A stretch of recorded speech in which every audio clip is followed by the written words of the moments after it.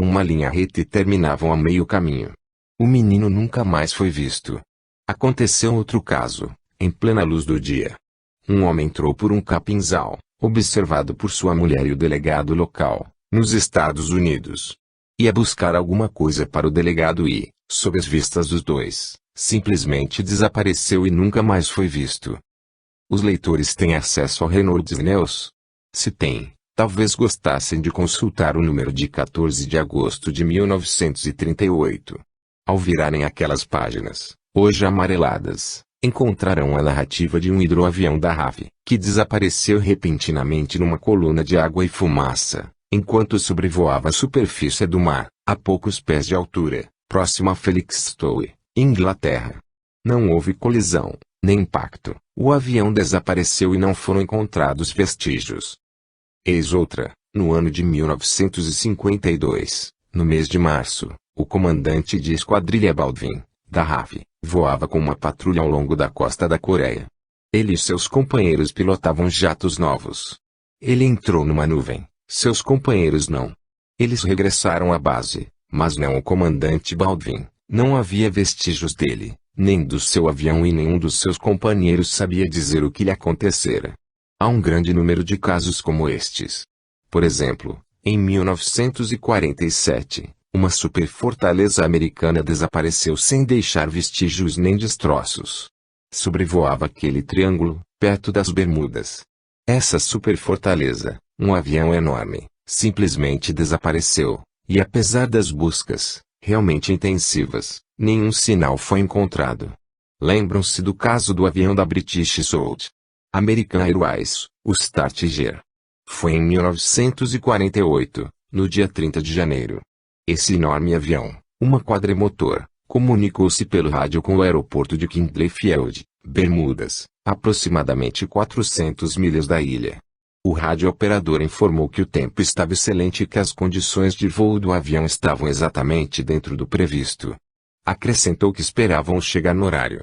Bem, não chegaram. Os 6 membros da tripulação e os 12 passageiros desapareceram, e, outra vez, apesar de meticulosas buscas, nada foi encontrado.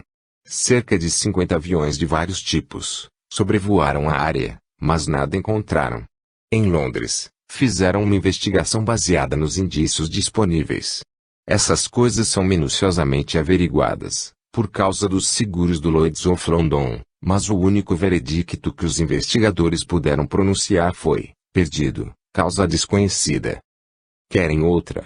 Dezembro de 1948, um grande avião de carreira partia do aeroporto de San Juan, com destino à Flórida. Havia mais de 30 passageiros, e quando o radiooperador entrou em contato com a estação, disse que tudo ia bem e que os passageiros cantavam. Às 4h15 da manhã, o radiooperador contatou a torre de controle de Miami, dizendo que estava a 50 milhas fora e já avistara o campo. Pedia instruções de pouso. O avião desapareceu, os passageiros também, tudo desapareceu sem deixar vestígios. Outra vez, não houve destroços. Os investigadores confirmaram que o comandante e sua tripulação eram altamente experimentados e, no entanto, a menos de 50 milhas do seu destino, um grande avião desapareceu sem deixar a menor pista. Apenas mais um, temos de mencioná-lo, porque era uma réplica do Startiger, chamado Ariel. Também entrou em contato com Bermudas, quando passou em route para Kingston, Jamaica. Às 8h25, informaram estarem a 175 milhas das Bermudas. O operador confirmou que tudo ia bem e que ia mudar a frequência para a estação de rádio de Kingston, e isto foi a última coisa que se ouviu dele. A Marinha dos Estados Unidos estava em manobras, nas proximidades das Bermudas. Tanto a Marinha dos Estados Unidos como a Força Aérea achavam que os mistérios já eram suficientes, e envidavam todos os esforços para solucioná-los. 2 imensos porta-aviões lançaram todos os seus aviões no ar. Havia ainda cruzadores de bolso, destroyers, caça-minas e toda espécie de lanchas. E embora tudo tenha sido esquadrinhado, nenhum vestígio foi encontrado, nada mesmo. A explicação é que, há uma abertura no tempo, através da qual as pessoas passam, não muito frequentemente, de um mundo para outro. Se imaginarem duas grandes bolas de futebol girando juntas, uma da outra, cada uma com uma pequena abertura, podem ver, se por alguma razão, as duas aberturas se aproximam, uma pulga que estivesse numa bola poderia pular diretamente para a abertura da outra bola. Talvez haja um estado de coisas semelhantes, entre este mundo e o oposto. Se acharem isto difícil de entender, lembre-se disso, estamos num mundo tridimensional. Imaginamos que estamos muito seguros nos nossos cubículos e nada nos pode afetar, mas, suponhamos que uma pessoa quadridimensional nos olhasse do alto, possivelmente para ele não existiriam nem tetos nem paredes, e se abaixasse para nos apanhar. Seria uma boa ideia, se tivéssemos um capítulo dedicado às dimensões, a quarta dimensão, por exemplo. O que acham? Vamos fazê-lo. A quarta dimensão é muito útil, quando a entendemos corretamente. 4. E também muitas dimensões. Parece bastante apropriado tratar da quarta dimensão no quarto capítulo, porque, quando deixarmos esta Terra, iremos todos para a quarta dimensão. Acrescentemos aqui um ponto interessante. As pessoas que frequentam sessões espíritas muitas vezes ficam perturbadas com as mensagens truncadas que recebem daqueles que já se foram. Elas não compreendem que a pessoa que deixou esta Terra, para outro plano da existência está, como poderíamos dizer, projetada há milhares de anos-luz no futuro. Encontrarão mais adiante, neste capítulo, um interessante paralelo, quando tratarmos do rei hindu e sua filha, mas, primeiramente, o que é um mundo unidimensional? Não poderemos entender o que são 4 dimensões, a não ser que entendamos o que seja uma. Suponhamos que temos um pedaço de papel e um lápis. Vamos desenhar no papel uma linha reta e imaginar que a grafite do lápis representa pessoas, de modo que essa linha reta compreenda um universo inteiro. Para essas pessoas, só existirão 2 pontos de referência, um imediatamente à frente e outro atrás, e poderão deslocar-se apenas nestes 2 sentidos. Supondo que se pudesse alterar aquela linha, as pessoas unidimensionais pensariam que um milagre ocorrera, ou, se vissem a ponta do seu lápis fazendo uma leve pressão no papel, pensariam que um disco voador tinha aparecido de repente. Você, como uma criatura tridimensional, teria penetrado temporariamente num mundo unidimensional, para apoiar a ponta do seu lápis no papel, e o ente unidimensional que visse aquela ponta de lápis, estava certo de que um acontecimento fora do normal ocorrera. Sendo unidimensional, ele não poderia vê-lo, mas apenas a ponta do lápis em contato com o papel. Já tendo uma ideia do que seja um mundo unidimensional, vamos examinar o bidimensional. Este seria uma superfície plana e as pessoas que nela vivessem seriam forçosamente figuras geométricas planas. Esse mundo seria semelhante ao nosso, exceto que, se traçássemos uma linha em torno delas, tornar-se-iam conscientes dessas grandes muralhas, impedindo-as de ultrapassarem aquelas linhas e julgariam que as mesmas existiriam em outra parte, pensariam na terceira dimensão, da mesma maneira que pensamos na quarta, assim como, às vezes, temos dificuldade em compreender a quarta dimensão, também essas pessoas bidimensionais terão dificuldade em compreender a terceira, que para nós é lugar comum. Na verdade, se alguma coisa aguçasse a sua curiosidade sobre a terceira dimensão, e se fossem suficientemente tolos de comentarem com outra pessoa, é provável que fossem postos de lado como lunáticos, considerados mentirosos, impostores, charlatães ou coisa parecida. O ente bidimensional apercebe-se de linhas, mas, por ter apenas 2 dimensões, não toma conhecimento de um plano vertical. Se ao menos os cientistas não fossem tão obstinados. Se ao menos pusessem de lado suas noções preconcebidas, e iniciassem suas pesquisas com o espírito aberto. Temos que encarar o fato de que os grandes nomes influem demasiado nos assuntos cotidianos. Por exemplo, um homem teve algum sucesso numa guerra como general. Imediatamente é eleito presidente dos Estados Unidos da América do Norte. Ou temos um ator que finge ser um Dom Juan na tela. Na verdade, ele é bastante realizado naquele setor, mas teve algum sucesso no ecrã, então, imediatamente, o país é inundado de fotografias e comentários sobre o indivíduo, dizendo-nos como devemos escovar os dentes, como devemos cortar o cabelo, que espécie de barbeadores devemos usar e, possivelmente, algumas sugestões úteis sobre a vida amorosa que ele próprio não pode apreciar. Aparece, então, uma das maiores dificuldades, um dos obstáculos, que nós, metafísicos, temos de enfrentar, é que o povo aceita cegamente as palavras daqueles que deviam saber as coisas, mas provavelmente não sabem. Vejam pessoas como Einstein ou Rutherford, ou outros de igual estatura. Estes homens são especialistas num campo particularmente restrito da ciência. Têm uma perspectiva científica e querem analisar tudo de acordo com conceitos mundanos e ultrapassados, e leis físicas que são diariamente contestadas. O povo toma a palavra destes cientistas como um evangelho e aceita da mesma maneira as palavras dos artistas de cinema e, infelizmente, o evangelho não pode ser questionado, nem tampouco alterado. Nosso problema é pesquisar a verdade que algumas pessoas eminentes têm ativamente procurado escamotear. As leis fundamentais deviam ser consideradas apenas fundamentais.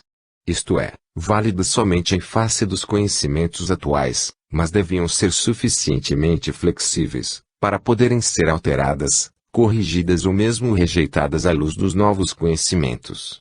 Lembramo-nos do besouro. De acordo com as leis do voo, as leis da aerodinâmica, o besouro não deveria poder voar, porque a estrutura do pobre inseto desafia por completo todas as leis conhecidas da aerodinâmica. Assim, se acreditarmos nas leis fundamentais dos cientistas, deveremos acreditar que o besouro não pode voar.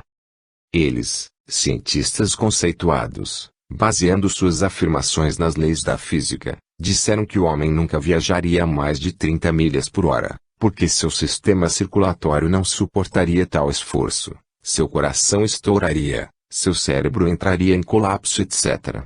Bem, de acordo com relatórios recentes, o homem pode viajar a mais de 30 milhas por hora. Tendo conseguido isto, os cientistas disseram que o homem nunca voaria, era uma impossibilidade. Com isto superado, disseram que o homem nunca voaria mais rápido que o som. Não importa, afirmaram destemidamente, o homem nunca se lançaria ao espaço. De acordo com os boatos, isto já foi feito. Voltando um pouco atrás, digamos 1910, todos os homens sábios e mestres da ciência disseram que ninguém poderia enviar a voz através do Atlântico, mas um cavalheiro, de nome Marconi, provou que a afirmação era falsa e hoje em dia não se envia somente a voz, mas também imagens. Mas, provavelmente, isto já não é vantagem, se considerarmos o estado atual dos programas de televisão. Tenho-lhes comunicado, razoavelmente, a ideia de que cientistas conceituados, com suas leis estereotipadas, tacanhas, inalteráveis, podem estar enganados. Prossigamos. Uma das suas falácias é a afirmação de que dois sólidos não podem ocupar simultaneamente o mesmo espaço. Isto é absurdo e totalmente errôneo, porque, na metafísica, dois corpos podem ocupar o mesmo espaço, ao mesmo tempo, por um processo conhecido como interpenetração.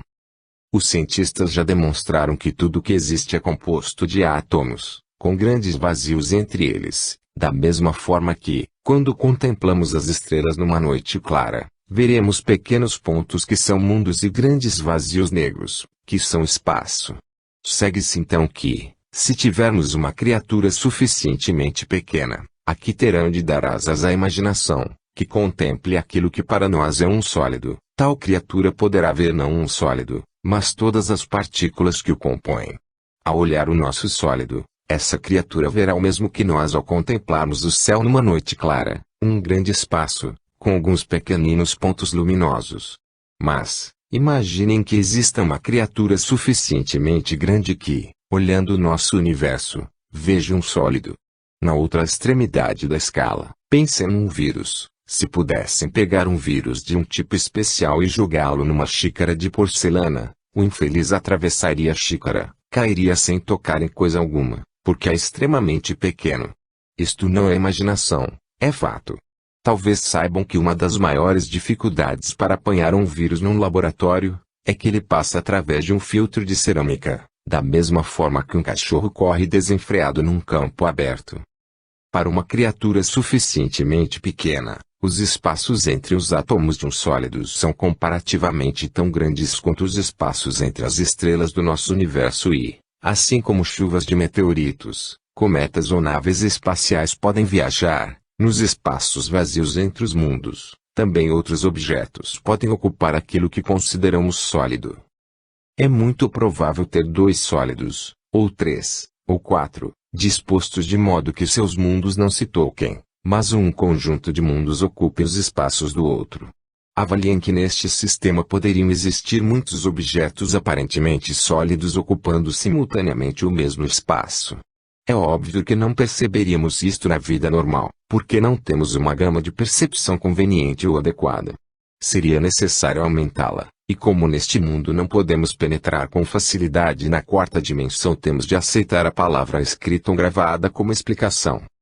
Para lhes dar uma ideia grosseira, suponhamos que tenham dois garfos comuns de jardinagem, ou garfos de mesa, o que preferirem. Podem passar os dentes de um pelo espaço entre os dentes do outro. Assim, enquanto um conjunto de dentes ocupa lugar entre os dentes do outro, as duas lâminas ocupam essencialmente o mesmo espaço, sem que uma interfira com o espaço que a outra necessita. Primitivamente, as pessoas pensavam que os objetos tinham comprimento e largura. Depois, as coisas melhoraram um pouco e elas chegaram à conclusão de que havia comprimento, largura e espessura. Portanto, viviam num mundo tridimensional, isto é, comprimento, uma dimensão, largura, duas dimensões e espessura, três dimensões. Mas, é óbvio que vivemos num mundo tridimensional. Há outras dimensões, tais como a quarta, quinta, etc. Para lhes dar o que pensar, um objeto tridimensional tem comprimento, largura e espessura, mas eis que surge uma quarta dimensão. Há quanto tempo existe esse objeto? Então, teremos a dimensão tempo, que, neste caso, torna-se uma quarta dimensão. Ilustrando, a maioria das pessoas não pode ver os raios infravermelhos sem equipamento especial. Isto vem provar, naturalmente, que há coisas que estão além da gama de percepção humana normal, seguindo-se que os objetos que emitam raios infravermelhos estarão plano além do comprimento, largura e espessura e, portanto, completamente invisíveis à média das pessoas. Podemos nos desviar por um momento e lembrar-lhes que existem sons inaudíveis aos entes humanos, mas que os cães e gatos ouvem nitidamente. Provavelmente, todos já ouviram falar no apito de alta frequência para cães. Mas, se examinarem as ilustrações da lição 6 de meu livro Você e a Eternidade, verão o que chamamos de teclado simbólico. Observarão que, depois do som, temos a visão e há alguns casos em que os sons são quase vistos, apercebidos, seria um termo mais correto, porque sob certas condições, se a pessoa é uma boa vidente, pode ver a forma do som. Já ouviram alguém dizer, era um som tão redondo? Ou coisa semelhante? Do que podemos depreender que um número bastante grande de pessoas associa o som a uma forma, redondo, quadrado, longo. Mas, voltemos ao ponto que estávamos construindo, no parágrafo anterior, antes de nos desviarmos. Precisarão pensar no seguinte: um objeto tridimensional, como uma casa, ou uma pessoa, ou uma árvore, projeta uma sombra bidimensional, porque tem comprimento e largura, mas não espessura. Naturalmente, em outros planos da existência, deveríamos dizer que a sombra tem ainda uma dimensão, a do tempo, o tempo de sua duração. Mas, esqueçamo-nos disso por um momento e voltemos a dizer que um objeto tridimensional projeta uma sombra bidimensional. Podemos presumir que um objeto quadridimensional apresente uma sombra tridimensional, de modo que aqueles dentre os leitores que tenham visto um fantasma, podem, realmente, ter visto a sombra de uma pessoa, na quarta dimensão. Um fantasma é uma pessoa que tem uma largura, espessura e altura aparentes, mas tem uma consistência algo imprecisa, na realidade tão imprecisa quanto uma sombra. Deste modo, por que não poderia o nosso visitante quadridimensional, que nos é invisível nas suas quatro dimensões, se manifestar, no entanto, em três dimensões, ou como um fantasma que tem forma, mas não consistência? Vejam os relatórios sobre os objetos, que a imprensa chama, tolamente, de discos voadores. Esses objetos têm aparecido e desaparecido a velocidades fantásticas e sem nenhum ruído. Mudam de direção numa velocidade superior à do corpo humano. Então, por que não poderíamos supor que alguns discos voadores sejam a sombra de um objeto quadridimensional? Considerem a sua razão de mudança de direção, Considerem segurar um espelho nas mãos e refletir os raios do sol numa parede. Conseguirão fazer aquela mancha de luz dançar e mudar de direção, numa razão que excede de muitas vezes aquela que qualquer mecanismo humano poderia obter. Imaginem, ainda, uma lâmina de vidro opaco na frente de uma pessoa ou entidade que não tivesse ideias sobre o aspecto de um ser humano. Suponhamos que o ser humano, escondido atrás da lâmina, pusesse 4 dedos e um polegar em contato com o vidro. A pessoa do outro lado, nada sabendo da forma humana, veria 5 manchas, 5 borrões escuros, da mesma forma que algumas pessoas têm visto manchas no céu. Devem estar imaginando o que é que tudo isso tem a ver com a metafísica. Bem, tem muita coisa. Como veem, vivemos num mundo tridimensional, mas a forma mais alta da verdade só pode ser percebida por aqueles que vão além deste mundo. Temos que nos projetar, além do tempo e do espaço, porque tempo é relativo. O tempo é simplesmente uma convenção estabelecida pela humanidade, para sua própria conveniência. Pensam que o tempo não é relativo? Muito bem, suponha que você tenha de ir ao dentista e precisa extrair um ou vários dentes. Quando está sentindo dor e sofrendo, o tempo parece ter parado. Parece que está na cadeira do dentista há uma eternidade. Por outro lado, você tem uma experiência agradável, com uma pessoa a quem é profundamente apegado. Achará que o tempo voa. Assim, o tempo é apenas uma coisa relativa, parece arrastar-se, ou correr vertiginosamente, de acordo com o seu estado de espírito. Bem, continuemos com as nossas dimensões. Suponhamos que exista uma forma de pessoas que vivem num mundo bidimensional, isto é, vivem num mundo que tem apenas comprimento e largura, mas não profundidade. Eles são como sombras, são mais finos que a mais fina folha de papel, mas, não tendo percepção de profundidade, não podem ter percepção de espaço, porque espaço é aquilo que está além do céu, e, incluindo o céu, estaríamos incluindo uma terceira dimensão. Assim, para eles, o espaço é inconcebível. Os trilhos de trem são semelhantes ao mundo unidimensional, comprimento. Um maquinista só poderia assinalar a sua posição a partir de um ponto de referência. Poderia localizar-se em relação a uma cidade conhecida ou uma estação ou um sinal de acidente geográfico. Vamos mais longe, concordando que um navio no mar seja como uma pessoa habitando um mundo bidimensional, pois o navio não está limitado pelos trilhos, mas pode ir para frente, para os lados e até para trás, mas só tem o uso do comprimento e da largura.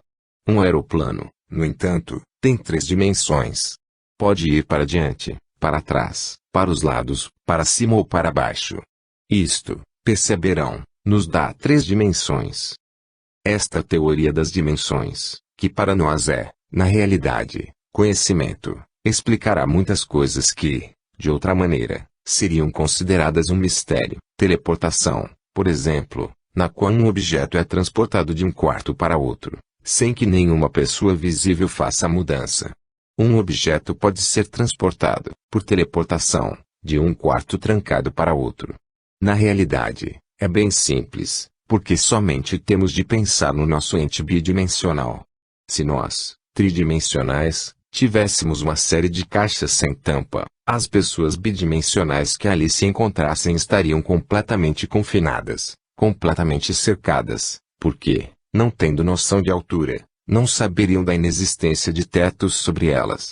E, assim, se nós, criaturas tridimensionais, nos alçássemos pelo telhado aberto e transportássemos alguma coisa de uma caixa para outra, isto seria para as pessoas bidimensionais um completo milagre, no qual um objeto, trancado num aposento, foi deslocado para outro aposento. Lembre-se de que as pessoas bidimensionais não podem conceber um teto. Da mesma maneira, nós, pessoas tridimensionais, não poderíamos conceber uma abertura, que está bem clara na 4ª dimensão, de modo que alguém poderia alcançar o quarto fechado, que só estaria em 3 dimensões, e mudar o que desejasse, através daquilo que seria uma abertura óbvia para as pessoas quadridimensionais.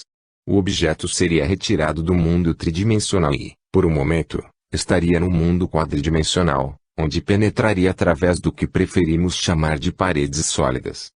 Temos uma ilustração disso quando pensamos na maneira como as ondas de rádio e televisão podem penetrar paredes aparentemente sólidas e ainda ativar um receptor. O tempo, ao qual já nos referimos, desempenha um papel muito importante na vida do homem, mas aquilo a que chamamos tempo diferente de homem para homem e de animal para animal. Outra vez, sugerimos que pensem nisso sob diferentes condições, na sua vida cotidiana. Quando estamos atrasados para um encontro, vejam como os ponteiros do relógio correm. Quando se está à espera de alguém, e ele ou ela, mais frequentemente ela, deixa-nos esperando, o tempo parece ter parado. Os animais têm uma concepção própria do tempo, que é bem diferente da dos homens. Os animais vivem numa razão diferente. Um inseto que viva por 24 horas pode ter uma vida tão cheia como um ser humano que viva 70 anos. Um inseto pode cruzar, criar uma família, ver sua própria família ter famílias. Se o tempo de vida de um animal é 20 anos, esses 20 anos parecerão tal como 70 parecem a um ser humano e, dentro desse espaço de tempo concedido ao animal, ele será capaz de funcionar da mesma maneira que um homem, na sua vida de duração mais longa. Vale pensar que todas as criaturas, insetos, animais ou seres humanos, têm aproximadamente o mesmo número de batidas de coração durante a vida. Tudo isto sobre o tempo foi prontamente entendido pelos sábios de há muitos séculos. Há um livro sagrado, uma das grandes bíblias do Oriente, chamado Srimad Bhagavati, em que aparece o seguinte: uma vez um grande rei levou sua filha à casa do Criador, Brahma, que vivia numa outra dimensão.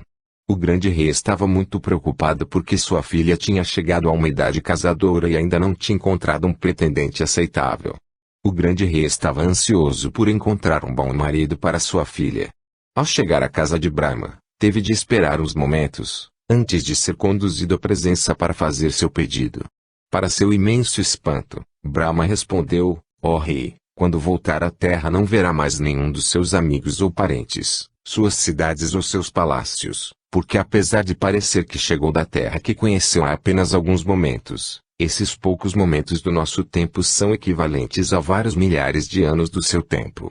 Quando regressar à terra, encontrará uma nova era, e sua filha, que você aqui trouxe, casará com o irmão de Lord Krishna, Balarama. Assim, ela que nasceu há milhares de anos atrás, casar-se-á com Balarama, depois de mais alguns milhares de anos, porque somente no tempo que levará para deixar a minha presença, e viajar através do tempo para a terra, outros milhares de anos terrenos terão passado. E, assim, o perplexo rei e sua filha regressaram à terra, que, de acordo com a sua estimativa do tempo, tinham deixado há poucos minutos. Encontraram o que parecia ser um novo mundo, uma nova civilização, um tipo diferente de gente, uma cultura diferente, uma religião diferente. Assim como lhe tinha sido dito, alguns milhares de anos tinham passado no tempo da Terra, embora ele e sua filha, viajando para uma dimensão diferente, tivessem visto passar apenas alguns minutos. Esta é uma lenda, escrita nos livros sagrados da crença hindu há milhares de anos atrás. Não se pode deixar de pensar se isto não seria, provavelmente, a base de algumas coisas que o Dr. Einstein produziu, tal como a teoria da relatividade. Provavelmente, vocês não estudaram a teoria completa de Einstein, sobre a relatividade, mas, muito sumariamente, ele explicou o tempo, como uma quarta dimensão. Também ensinou que o tempo não é um fluxo contínuo e invariável de alguma coisa. Percebeu que um segundo batia depois que 60 segundos batessem, um minuto havia passado, depois de 60 minutos bateram, uma hora havia passado. Mas isto é tempo conveniente, isto é tempo mecânico. Einstein considerava o tempo como um sentido, como uma forma de percepção. Assim como duas pessoas não veem precisamente as mesmas cores, Einstein ensinava que duas pessoas não podiam ter exatamente o mesmo sentido de tempo. Nós chamamos um ano a 365 dias, mas é apenas uma viagem em torno do Sol, uma órbita em torno do Sol. De modo que nós, na Terra, fazemos uma órbita solar em mais ou menos 365 dias. Comparemos, porém, isso, com uma pessoa que vive em Mercúrio.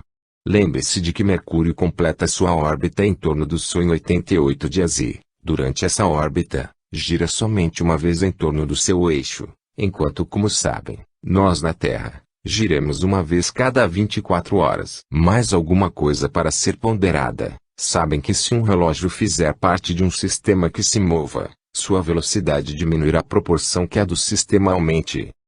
Suponhamos que temos uma vara de qualquer material, metal, madeira, cerâmica, o que quiserem, mas uma vara de medir de tamanho definido. Se aprendermos a qualquer sistema que se mova, aparentemente encolherá na direção do movimento, de acordo com a velocidade do sistema. Todas essas coisas, como as mudanças no relógio, ou a contração da vara, nada tem a ver com a construção das coisas nem são pertinentes a um fenômeno mecânico.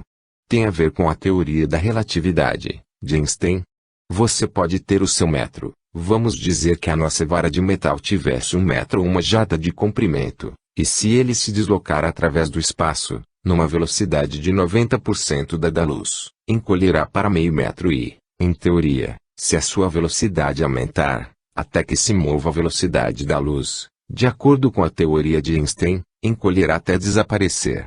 E se, de alguma maneira, você pudesse amarrar um relógio de algum tipo àquele metro, sua razão de marcar o tempo variaria de modo que à medida que o metro se aproximasse da velocidade da luz, o relógio andaria mais e mais lentamente, ou pareceria andar assim, até que, a velocidade da luz, parasse.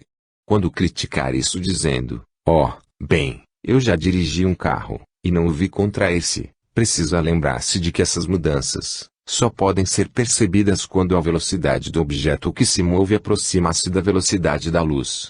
Assim, se tiver um carro novo em folha e correr ao longo da estrada, isto não quer dizer que o seu carro vai encurtar porque não importa que corra a 100 ou 120 milhas por hora, pois essa velocidade é ainda muito lenta para qualquer diferença mensurável no comprimento do seu carro.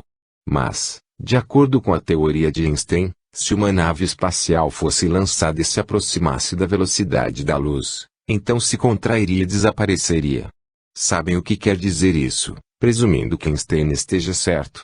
Sendo capazes de fazer viagens astrais, nós sabemos que Einstein está errado, da mesma maneira que aqueles cientistas que disseram que o homem não poderia exceder a velocidade do som. Einstein está errado, tão errado, quanto a pessoa que disse que o homem não poderia exceder as a 30 milhas por hora, mas temos de aprender pelos erros dos outros. Poupam os nossos. Então, vejamos o que aconteceria, de acordo com a teoria de Einstein. Digamos que temos uma nave espacial e que sua tripulação é composta de homens sábios, capazes de fazerem observações apuradas. A nave viaja a uma velocidade realmente muito alta, quase próxima da luz. A nave dirige-se para um planeta distante, tão distante que levará 10 anos para atingi-lo. 1 ano-luz é o tempo, e a distância que leva a luz para atingir um certo ponto, viajando um ano inteiro, de modo que 10 anos-luz é o tempo que leva a luz para atingir aquele objeto distante. Esta nave vai viajar aproximadamente à velocidade da luz. Vamos esquecer tudo sobre Einstein, por um momento, e dizer que esta nave pode viajar à velocidade da luz. Assim, suponhamos que levará 10 anos-luz para atingir aquele planeta distante e, sem parar, regressará. Afinal de contas, se estamos no terreno das suposições, tudo é permitido.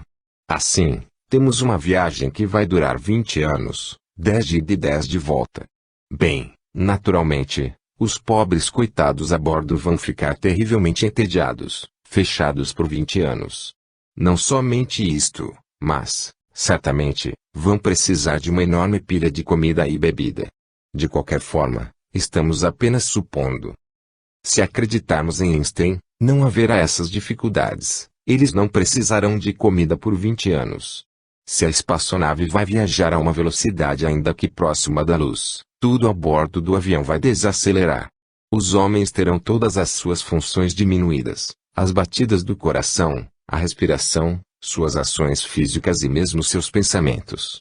Enquanto conosco um pensamento pode levar 1/10 de segundo, quando viajando à velocidade da luz, de acordo com Einstein, pode levar 10 segundos para pensar na Terra, mas 10 semanas será a duração do mesmo pensamento quando viajando próximo à velocidade da luz. Mas, viajar à velocidade da luz terá vantagens muito importantes, de acordo com Einstein. Por exemplo, 20 anos se passariam na Terra, mas para as pessoas na nave espacial seria apenas uma questão de algumas horas. Querem uma ilustração melhor? Pois bem, Em 1970, teremos feito uma nave espacial que viajará quase à velocidade da luz. A nave estará equipada e pronta para viajar além do nosso sistema solar, muito além de Marte, Vênus, Júpiter, Plutão, Saturno e todos os outros.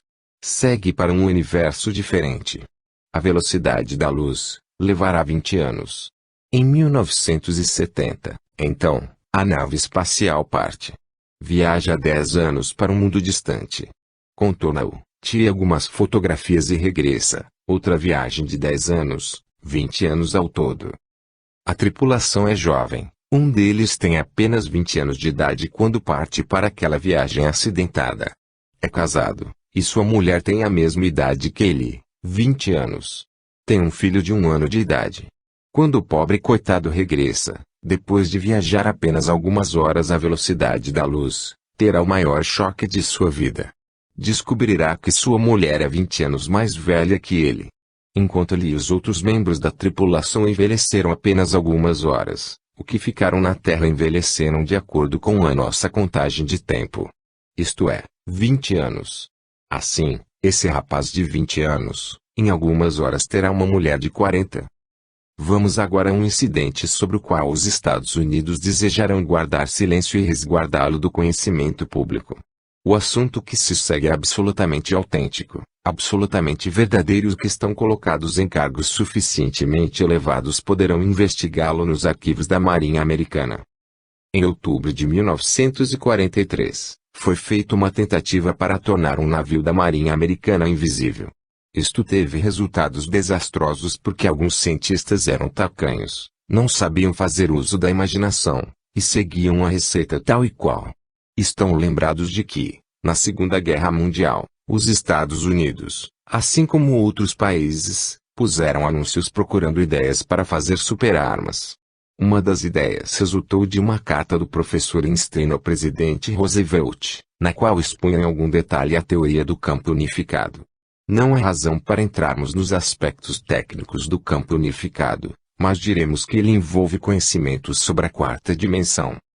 Um certo doutor em ciências, na verdade um homem muito esperto, usou parte dos teoremas relacionados com o campo unificado e trabalhando em conjunto com a Marinha dos Estados Unidos, em outubro de 1943, era capaz de fazer um escudo, um tipo de raio, que podia encobrir completamente um destroyer. O campo estendia-se por 300 pés do centro de origem, qualquer coisa dentro daquele espaço tornava-se completamente invisível, de maneira que, para um observador, o navio e sua tripulação teriam desaparecido. Infelizmente, quando o navio tornou-se novamente visível, muitos tripulantes tinham enlouquecido. Parece que depois os médicos examinadores usaram o sódio pentatol para penetrar no subconsciente dos tripulantes e descobrir, exatamente, o que acontecera. Do nosso ponto de vista em relação à quarta dimensão, parece que em uma ocasião o navio invisível reapareceu a centenas de milhas de distância, na Baía de Chesapeake. É uma pena que as pessoas daquela área não possam ir às bibliotecas públicas consultar os arquivos de jornais locais, ou conseguir alguns desses relatórios de livros como M.K. Jessup e Alain de Letters, compilado por Riley Grabe. Aparentemente, foi publicado um livro nos Estados Unidos, por Grabarker, chamado The Strange Case of Dr. Jessup. Essa é uma discussão muito séria, não é um embuste, nem mesmo um boato. O governo dos Estados Unidos desdobrou-se para tentar silenciar qualquer pessoa que discutisse tais coisas e tem havido notícia de pessoas que morreram misteriosamente, quando estavam de posse de certas informações. O governo dos Estados Unidos, também, parece ter tido algum sucesso em silenciar a imprensa, por isso, certamente, merece o prêmio Nobel e alguns Oscars de lambuja. Mas, isso indica que há algo mais nesse assunto do navio invisível. Uma notícia inadvertidamente liberada dizia que o navio invisível materializara-se num porto e que alguns marinheiros, bastante aparvalhados, desembarcaram cambaleantes e praticamente caíram dentro de um botequim. Foram vistos por, talvez, umas 30 ou 40 pessoas, e, no meio da conversa, quando pediam bebidas, desapareceram por completo. As pessoas que estiverem suficientemente interessadas deveriam ler os livros mencionados acima e, também, procurar uma maneira de vasculhar os jornais dos anos de 1944 e 1956.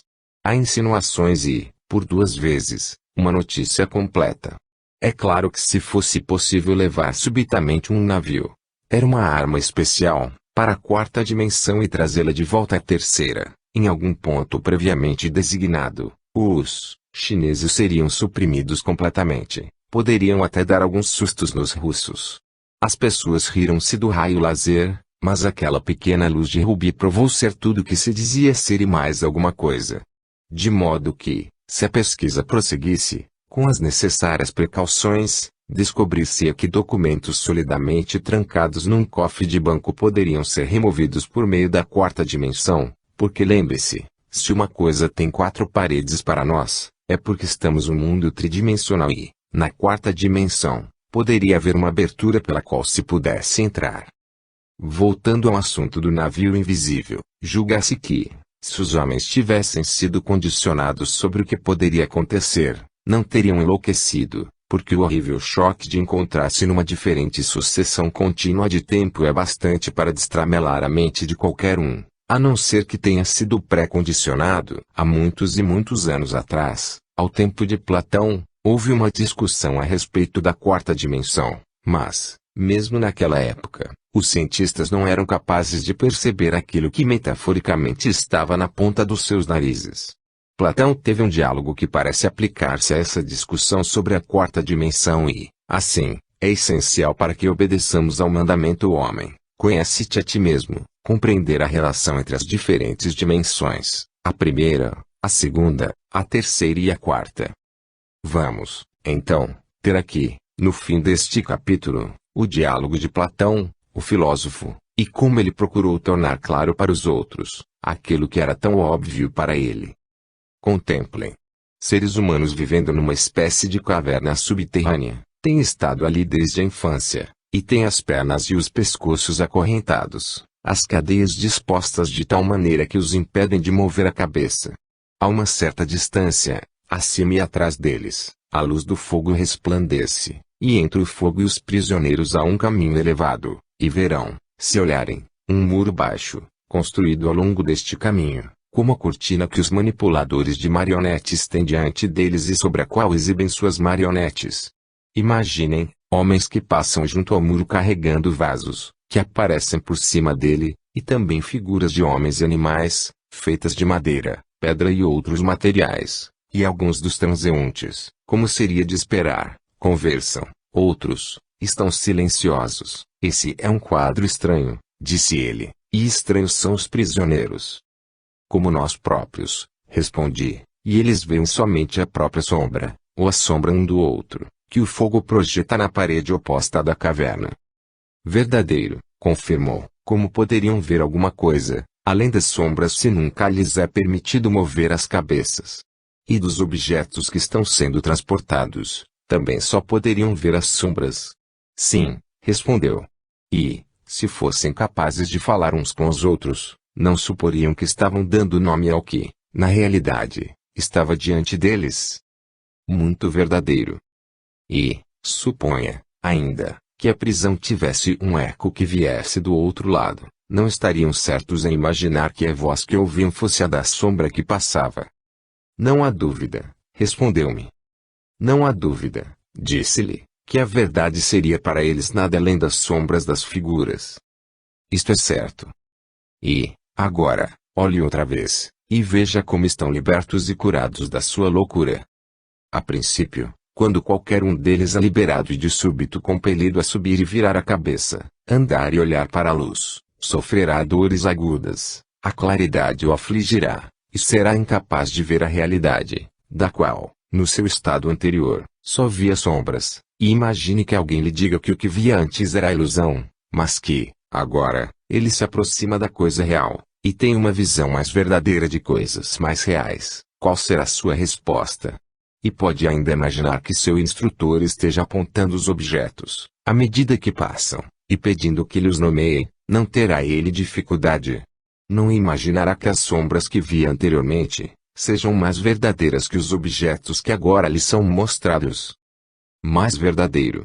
E se ele for compelido a olhar para a luz, não sentirá uma dor nos olhos que o fará voltar-se e refugiar-se no objeto da visão que pode ver e que julgará ser mais claro que as coisas que agora lhe são mostradas. Verdadeiro, disse. E, suponhamos, mais uma vez, que ele é relutantemente arrastado pela subida inclinada e acidentada, agarrado e forçado à presença do próprio sol, não acha que ficará dolorido e irritado, e quando se aproximasse da luz teria os olhos ofuscados, e não seria capaz de ver nenhuma das realidades, que agora lhe afirmam ser a verdade. Não tudo num momento, disse ele. Ele terá necessidade de acostumar-se com a visão do mundo de cima.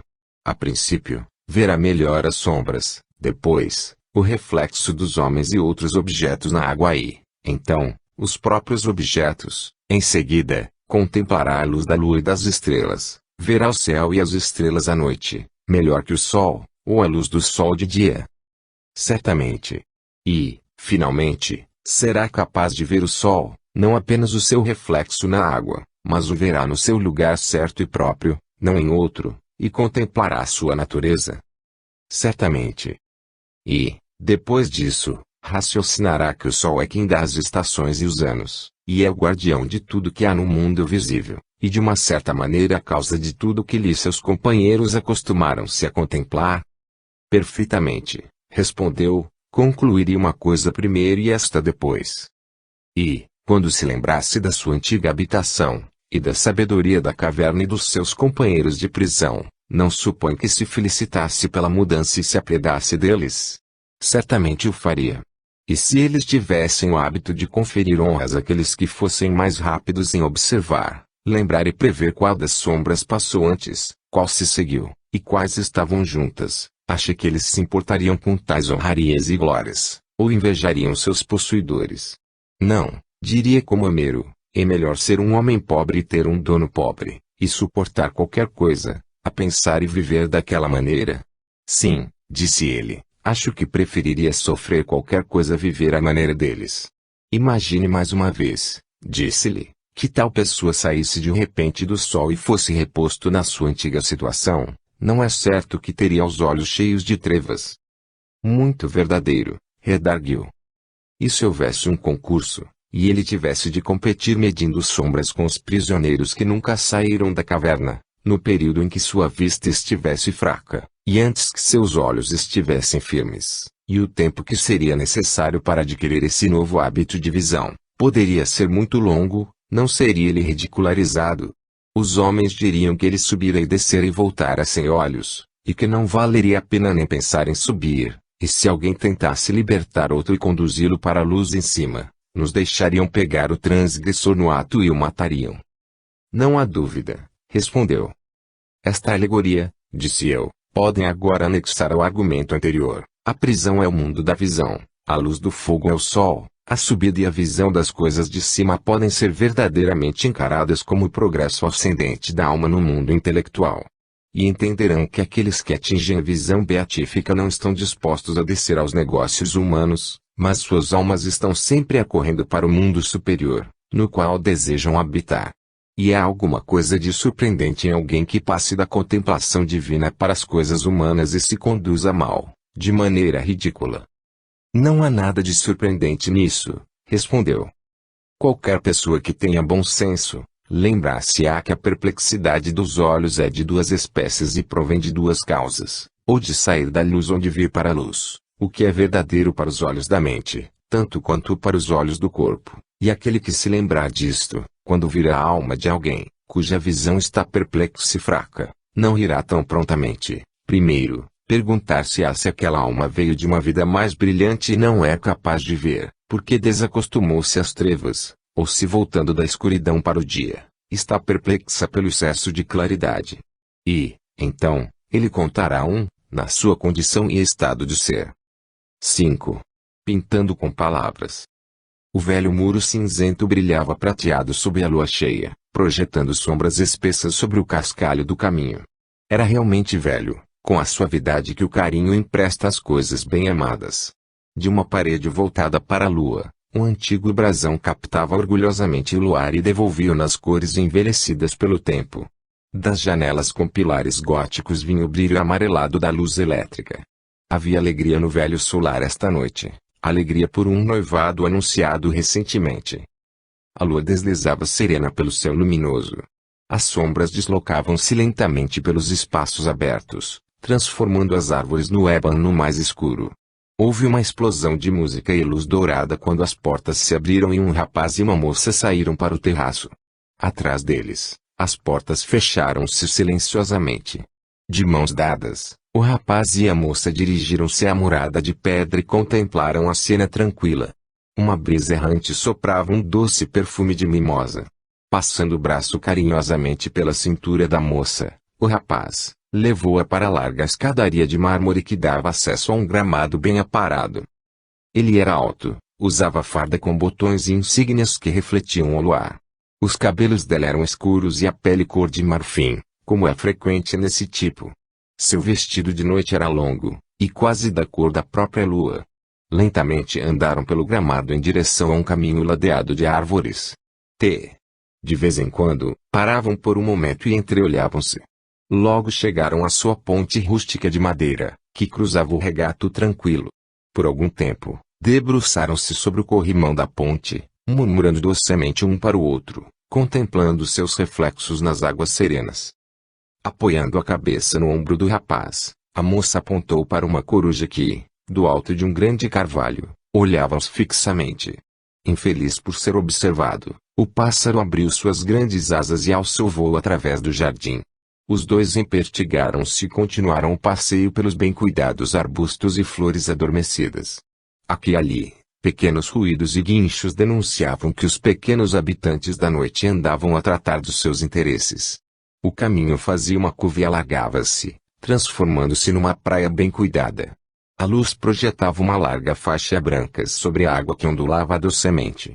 Pequeninas ondas captavam a luz e transformavam-na em miríades de joias faiscantes dançando sobre a água. A 1 milha de distância um transatlântico branco sulcava majestosamente o mar, os conveses inundados de luz. Deles chegavam débeis acordes de música da orquestra a entreter os pares que dançavam. A luz vermelha de bombordo brilhava e os holofotes iluminavam o símbolo da empresa pintado nas suas chaminés. Espuma fosforescente formava-se no encontro da quilha com a água, e as ondas, na sua esteira, borbulhavam e rolavam sobre a praia. O rapaz e a moça, abraçados, contemplavam o progresso imponente do navio. Aos poucos, foi desaparecendo e já não se ouvia mais música. Na penumbra púrpura aveludada de um alto pinheiro, quedavam-se juntos, dizendo um ao outro somente as coisas que os namorados dizem, quando planejam o futuro e enfrentam a vida em si. Nenhuma sombra cruzava a face da lua, o ar estava morno e perfumado. Devagarinho, as pequenas ondas tilintavam seixos mais redondos e brincavam com a areia mais fina. A noite, sob a lua cheia, era feita para os namorados. Uma noite também para os poetas, porque não são os poemas a essência dos sonhos e da vida. As areias do deserto escaldavam sob o calor abrasador do sol de meio-dia.